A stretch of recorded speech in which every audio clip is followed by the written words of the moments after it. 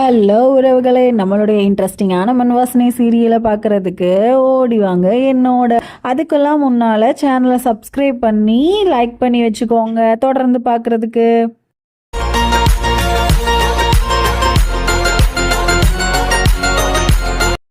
இங்கே ஜெகதீஷும் கௌரியும் நம்மளுடைய வீட்டுக்கு புறப்படலான்னு கிளம்பிடுவாங்க. அப்போ ஆனந்தியோட ரூமை கிராஸ் பண்ணும்போது ஜக்குக்கு ஏதோ ஒரு ஃபீல் ஆகுது. உடனே இவளும் என்ன உனக்கு அப்படின்னு கேட்குறா. உடனே ஒன்றும் இல்லை அப்படின்னு சொல்லவும் ஆனந்தி ஒரு எட்டு பார்த்துட்டு போயிடுவோம் வா அப்படின்னு சொல்லிட்டு ஆனந்தியை பார்க்கறதுக்கு போகிறாங்க. அப்போ ஆனந்தி இவனை பார்த்துட்டு இப்படி எந்திக்கலான்னு வருவாளா. உடனே அவனோட தோள்பட்டையில் கை வச்சுட்டு எந்திக்காத ஸ்டெயின் பண்ணிக்காத உட்காருன்னு சொன்னோன்னே எல்லாரும் ஒரு மாதிரி பார்ப்பாங்க. கௌரிக்கு வந்து வயிறு எரிஞ்சுக்கிட்டு இருக்கோம் இங்கே. உடனே வந்துட்டு இவன் தோள்பட்டையிலேருந்து கை எடுக்கவும் இவளுமே வந்துட்டு என்ன சொல்லுவான்னா சரி பார்த்து போயிட்டு வாங்கப்பா அப்படின்னு சொன்னோன்னே இவனும் பார்த்து போயிட்டு வாங்கன்னு சொன்னோன்னே ஒரு சாமி புத்தகத்தை கொடுத்து இதை வந்து டெய்லி படி, இதை படிச்சேன்னா உனக்கும் நல்லது குழந்தைக்கும் நல்லது அப்படின்ற மாதிரி சும்மா ஒரு ஜென்ரலாக பேசிக்கிட்டு இருப்பாங்க. அப்போ வந்துட்டு கௌரி உடனே ஆமாம் இவ சொல்கிற அளவுக்கு நான் ஒன்றும் இதாகலை அப்படின்ற மாதிரி பண்ணோன்னு ஜெகதீஷ்க்கும் வந்துட்டு பரவாயில்ல இப்படிலாம் பண்ணுறாளே அப்படின்னு பார்த்துட்டு இருக்கவும் கௌரி என்ன பண்ணுவோன்னா படார்னு கொண்டா புக்கை அப்படின்னு பிடுங்கிடுவா.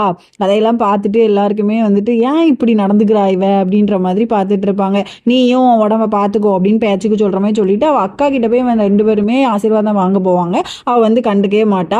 உடனே வந்துட்டு கௌரி வந்து சொல்லுவா நீ ஆசீர்வாதம் பண்ணலனாலும் நான் நல்லா தான் இருக்க போகிறேன் என் புருஷனோடன்னு சொன்னோன்னே இவளுக்கு ஒரு மாதிரி ஆயிருங்க ஜெகதீஷோட அக்காவுக்கு. அதோட வெளியில் வந்துட்டு பார்த்தியா அவங்க அக்காவுக்கு திமிர என்னெல்லாம் பண்ணிக்கிட்டு இருக்கான்ட்டு, இதுக்கு தான் நான் ஆசீர்வாதமும் பண்ண மாட்டேன் இங்கெல்லாம் வரமாட்டேன்னு சொன்னேன், முதல்ல வீட்டுக்கு கிளம்பு நீ வீட்டுக்கு வா அப்படின்ற மாதிரி சொன்னோன்னே இவளுமே சத்தம் விட்டுட்டு இருக்கா அவனை. இப்படியா நடந்துப்பாங்க ஒரு கர்ப்பிணி பெண்ணுக்கிட்ட அப்படின்னு சொல்லிட்டு இவன் உடனே படப்படன்னு நடந்து போனோன்னே இவனும் எம்மா அப்படின்னு சொல்லிட்டு போகிறான். உடனே வீட்டில் எல்லாருமே இருக்காங்க. அவங்ககிட்டயுமே வந்து நாங்கள் போயிட்டு வரோம் அப்படின்னு சொல்லிட்டு போய்கிட்டு இருக்காங்க. ஆனால் ஜெகதீஷோட அம்மாவுக்கு வந்து கொஞ்சம் ஃபீலாக இருக்குது, அழுதுட்டு இருக்காங்க. உடனே ஆனந்தியுமே வந்துட்டு இவன் எப்படியாவது கடைசியாக பார்த்துருவோம்னு சொல்லிட்டு நொண்டி நொண்டி வெளியில் போகவும் இவன் வந்து வெளியில் நின்று பார்த்துக்கிட்டு இருப்பான் எப்படியாவது ஆனந்தி வந்துட மாட்டாளா அப்படின்னு சொல்லிட்டு. இப்போ இதெல்லாம் நினச்சி என்ன பிரயோஜனம், கௌரியுமே வா வீட்டுக்கு போவோம் ஏறி என்னத்தை பார்க்க அப்படின்னு கேட்டோன்னே இவனுமே ஏறி கிளம்ப பாருங்க. இவன் நொண்டி நொண்டி மெதுவாக வந்துக்கிட்டு இருப்பா. அதுக்குள்ளே அவனா கிளம்பி போய்கிட்டே இருப்பான். ஆனால் ஆனந்தி என்ன நினைப்பானா இப்போ கூட நான் வேண்டாதவள் ஆயிட்டானா அப்படின்ற மாதிரி நினச்சிப்பா. இங்கே ஒரு விதவை பொண்ணு அதோட காட்டுறாங்கங்க. அவளுக்கு ஒரு மாமனோ மச்சானோ அந்த மாதிரி ஒருத்தன் இருக்கான். அவளுக்கு அண்ணன் வந்துட்டு என்ன பண்ணுறான்னா என் தங்கச்சி வந்து கதவை அடைச்சிக்கிட்டா இல்லை உன்னால தான் மச்சான் அப்படின்னு சண்டை போட்டுட்டு இருக்கோம். படார்னு கதவை திறந்துட்டு அந்த பொண்ணு வந்துட்டு விதவையாக இருந்த பொண்ணு வந்து கலர் ட்ரெஸ்ஸாக போட்டுட்டு வெளியில் வந்துடுறா. அதையெல்லாம் பார்க்குறவங்களுக்கு வந்து ரொம்ப ஷாக்காக இருக்குது. அவங்களோட அண்ணி மச்சான் அண்ணன் எல்லாருக்குமே ஷாக்காக இருக்குது. இப்படி விதவையாக இருந்த பொண்ணு இப்படி படார்னு இப்படி ட்ரெஸ்ஸை மாற்றிட்டு வந்திருக்காளே அப்படின்னு சொல்லிட்டு உடனே அவளுமே வெளியில் வந்து சொல்கிறா எந்த பொண்ணுமே வந்துட்டு அவளுடைய விதவை நாள் முடிகிற வரைக்குமே இப்படி இருக்கணும்னு அவசியம் கிடையாது. ஒரு கணவன் இல்லைன்னா அவள் எப்போவுமே வந்து கலர் ட்ரெஸ் போடக்கூடாது, மை வச்சுக்கக்கூடாது, பொட்டு வச்சுக்கக்கூடாதுன்னு ஒன்றுமே இல்லையேன்னு சொல்லி எல்லாருக்கூடையும் சண்டை போடுறா. அவங்களுமே இவளை திட்டுறாங்க. ஆனால் இவ வந்து எனக்கு இப்படி தான் இருக்க பிடிச்சிருக்கு அப்படின்னு சொன்னோன்னே மச்சான் சொல்கிறான் இனி என் மூஞ்சில் முழிக்காதேன்னு சொல்லிட்டு போனோன்னே அவளுடைய அண்ணன் ஒய்ஃபும் வந்து அவளை ஏற்றுக்கிறாங்க. இங்கே கௌரியும் நம்மளுடைய ஜெகதீஷும் அவனோட வீட்டுக்கு வரவும் இங்கே ரொம்ப தடபுடலாம் எல்லாமே ரெடியாக இருக்கு. அந்த கல்யாணம் பண்ணி வச்ச அக்காவும் எல்லாருமே வந்துட்டு ரொம்ப சந்தோஷமா இவங்களையுமே வரவேற்றுட்டு குட்டி கௌரி குட்டி ஜெகதீஷை பார்க்க போறோம் அப்படின்னு சொன்னோன்னே எல்லாரும் சந்தோஷப்பட்டுட்டு இவளுமே துணி மடக்கி வச்சுட்டு இருக்கும்போது யாருனே தெரியாதவங்களாம் நம்மளை எவ்வளோ நல்லா பார்த்துக்கிறாங்க, உன் வீட்டில் உள்ளவங்க தான் இருக்காங்கன்னு சொன்னோன்னா ஜெகதீஷ்க்கு ரொம்ப கோவம் வருது. உடனே இவளுமே நான் என்னத்தை தப்பா சொன்னேன், உண்மையை தானே சொன்னேன், உன் வீட்டில் உள்ளவங்களாம் சரியான செல்ஃபிஷ், எங்கே நம்ம நல்லா இருந்துருவோமோன்ட்டு அவங்க வந்து ரொம்ப பயப்படுவாங்க, நம்மளை பிரிக்கணும் தான் அவங்க அலைவாங்கன்னு சொன்னா உனக்கு ஒரு வேலையே இல்லைன்னு சொல்லிட்டு அவனும் அங்கேருந்து போயிடுறான். அப்போ நம்ம ஆனந்தி என்ன பண்ணிட்டு இருப்பான்னா முதியோர்களுக்கெல்லாம் வந்துட்டு சும்மா படிக்க சொல்லி கொடுத்துட்டு இருப்பா. அங்கே ஒரு குழந்தை அழுதுகிட்டே இருக்கும் ஒரு அம்மாவோடையது. அப்போ அதை வாங்கி இவ கொஞ்சம் விட்டு இருப்பா பாருங்க. அப்போ ஏன் தங்கம் அழுற அப்படின்னு சொன்னோன்னே அந்த அக்கா என்ன பண்ணிடுவாங்கன்னா படாருன்ட்டு இதேமே உனக்கு ஒரு குழந்தை இல்லையேம்மான்னு சொல்லிடுவாங்க. மறந்து போய் உடனே இவ என்ன சம்மந்தமே இல்லாமல் பேசுனா அவங்க அத்தை அதுக்கப்புறம் வந்து ஆனந்திக்குமே ஒரு மாதிரி ஆயிரு. எல்லாருமே வந்து அந்த பொம்பளையவே ஒரு மாதிரி குறுன்னு பார்ப்பாங்க. அப்போ நம்ம ஆனந்திக்கு வந்துட்டு அவன் கூட சண்டை போட்ட ஞாபகம் தான் வந்துகிட்டே இருக்கும். உடனே வந்து ஜெகதீஷ் இப்படி பண்ணலன்னா நமக்கும் நல்லபடியாக ஒரு லைஃப் கிடைச்சிருக்குமே நினச்சிட்டு இருப்பாளா. உடனே அந்த பொம்பளையுமே குழந்தைய வாங்கிட்டு அவங்க சொல்றாங்க குழந்தை இப்படிதான் அழுதுகிட்டே இருக்கும், நான் வீட்டுக்கு போய் பாத்துக்கிறேன்னு சொல்லிட்டு பயந்து ஓடிடுறாங்க அங்கிருந்து. இவளுக்குமே ரொம்ப மனசு கஷ்டமா தான் இருக்கு. அதோட வந்துட்டு இவ படிக்க சொல்லலான்னு போவும் அந்த விதவை பொண்ணு இருக்கால ட்ரெஸ் எல்லாம் போட்டுட்டு வந்துட்டு அழகா நான் இனிமே படிக்க போறேன்க்கா அப்படின்னு சொன்னோன்னே இவளுக்கு ரொம்ப ரொம்ப சந்தோஷமா இருக்கு. ஏன்னா இவளுடைய ஆசை வந்து எல்லா பொண்ணுமே வந்துட்டு வீட்டுக்குள்ளேயே இருக்கக்கூடாது, வெளியில வரணும் அப்படின்னு தான் ஆசை. உடனே அவகிட்டையுமே வந்துட்டு நான் நினைச்ச மாதிரியே நீ இருக்க, ரொம்ப சந்தோஷமா இருக்கு, ஒன்ன மாதிரியே எல்லாரும் இருக்கணும்னு சொல்லி அவளையுமே நல்லபடியா உட்கார வச்சு படிக்க சொல்லிட்டு இருக்கா. அப்போ ஒரு பையன் வந்து அங்கே வேலை ஏதாவது இருக்கா அப்படின்ற மாதிரி கேட்கறான். யாருன்னே தெரியல. ஆனா அவன் உடனே இவளுமே வந்துட்டு யாருன்னே தெரியாத பையனை வந்து அவ பெரியப்பாட்ட கொண்டு போய் வேலைக்கும் சேர்த்து விட்டுறா. உடனே நம்ம பெரியப்பாவும் சரிம்மா உனக்காக சேர்த்துக்கிறேன் அப்படின்னு சொல்லி சேர்த்துக்கிறாங்க. இவளுமே சந்தோஷமா தேங்க்ஸ்வா அப்படின்னு சொல்லிட்டு இவனும் போயிடுறான். இங்க நம்ம ஜெகதீஷ்காக இவ வந்து சர்ப்ரைஸா ஒரு கார் வாங்கி வச்சிருப்பாங்க.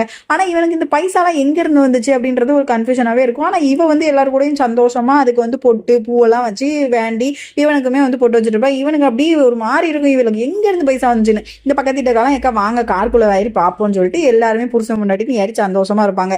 இவன் வந்து பைசா எங்க இருந்து வந்துச்சு அப்படின்னு சொல்லிட்டு உள்ள கூட்டிட்டு போய் எங்க இருந்து பைசா வந்துச்சு அப்படின்னு கேட்பான். இவன் சொல்லுவான் நான் லோன் போட்டு எடுத்தேன்னு சொன்னோன்னே இவன் உடனே சொல்லிடுவான் இருக்கிற கஷ்டத்துல உனக்கு வந்து இதெல்லாம் தேவையா கௌரி, ஏன் இப்பெல்லாம் பண்ற அப்படின்னா உனக்கு இஷ்டம் இல்லையா, நீ ஓட்டாத, அதையெல்லாம் என்ன நீ சொல்லிட்டு இருக்க, லோன் கட்டிக்கலாம், நம்ம டாக்டர் தானே அப்படின்ற மாதிரி சொல்லி சண்டை போட்டுட்டு அங்க இருந்து போயிடுறா.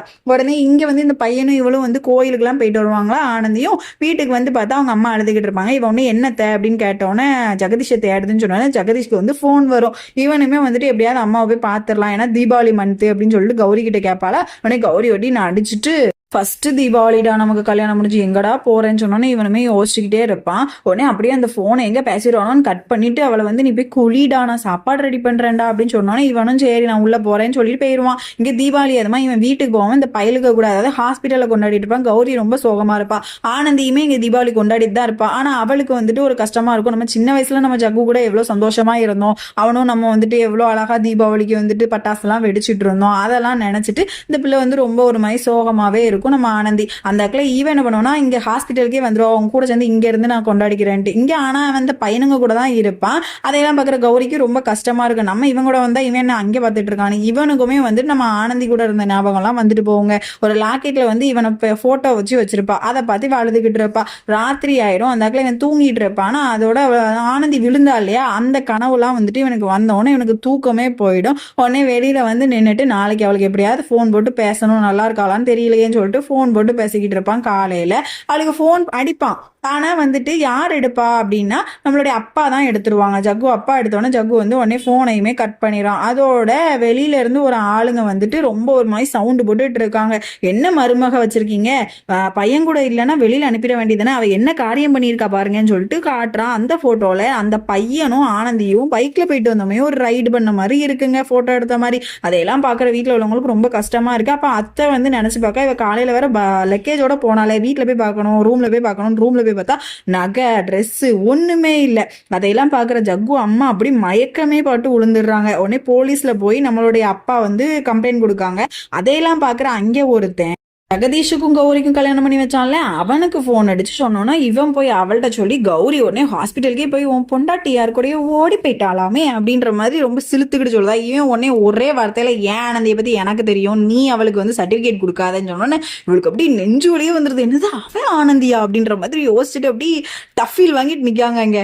ஆனா நம்மளுடைய பெரியப்பா பெரியம்மா அந்த அத்தையெல்லாம் வந்துட்டு நம்ம ஆனந்தி இப்படி பண்ணுவான்னு நினைச்சு கூட பார்க்கலன்னு யோசிச்சுட்டு இருக்காங்க. ஊர்ல உள்ளவங்க எல்லாரும் வீட்டுல வந்து இந்த வீட்டுலதான் நடக்காத கூத்தெல்லாம் நடக்குன்னு சொன்னோன்னா அங்கிருந்து ஒரு குரல் பட்டப்பட்டான்னு நம்மளோட ஜெகதீஷ் வந்துட்டு யாரை பத்தி என்ன வார்த்தை பேசிட்டு இருக்கீங்க, என்ன பெரியப்பா பாத்துக்கிட்டு இருக்கீங்க, எல்லாரும் பேசிக்கிட்டு இருக்காங்க, நீங்களும் வேடிக்கை பார்த்துட்டு இருக்கீங்க, எங்க வீட்டு பொண்ணை பத்தி எங்களுக்கு தெரியும், என்னோட ஆனந்தியை பத்தி எனக்கு தெரியும், நீங்களாம் யாரடா அவளுக்கு சர்டிபிகேட் கொடுக்க, முதல்ல உங்க வீட்டுல என்ன நடக்கும் அதை முதல்ல போய் பாருங்க, அடுத்தவங்க ஜன்னல அதுக்கப்புறம் எட்டி பார்க்கலாம்னு சொல்லிட்டு அங்கிருந்து எல்லாரையும் பத்தி விட்டுறான். எல்லாரும் போயிடுறாங்க. இவன் அப்பா எல்லாருக்கும் ஒரு மாதிரி என்னடா இது இவன் என்ன சம்மந்தமே இல்லாம வந்து திடீர்னு ஆனந்திக்கு சப்போர்ட் பண்றானேன்னு பாத்துக்கிட்டு இருக்காங்க.